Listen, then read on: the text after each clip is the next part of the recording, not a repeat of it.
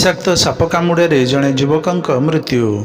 गतकाली राति विद्युत नथिबा बेले टर्च धरी डीजी चलाइवाई टावर निकट को जाउथिबा समय रे एक विषाक्त साप उक्त युवक को कामुड़ीथिला। घर को फेरी आसी परिवार लोकंकु कहिबा परे तांको गोड़ जलापोड़ा होइथिला और पेटरे जंत्रणा अनुभव होइथिला।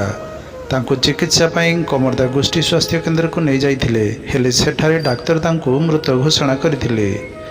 मृत युवक होउचंती दुड़पल ग्रामर शुभसुंदर पाल। श्री पाल बीजेपी दलर जड़े सक्रिय कर्मी भावे पंचायत रे कार्य करि आसुथिले। से थिले जड़े शांत सरल निष्कपट मनीष। परोपकार और सेवा थिला तांको जीवनर व्रत। तांकर अकाल वियोग खबर प्रचारित हेबा परे सारा पंचायत तथा समग्र भोगराई अंचल रे शोकर छाया खेली जाइछि।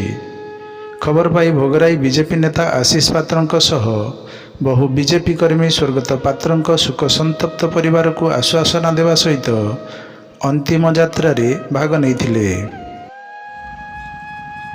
ब्यूरो रिपोर्ट संपर्क लाइव।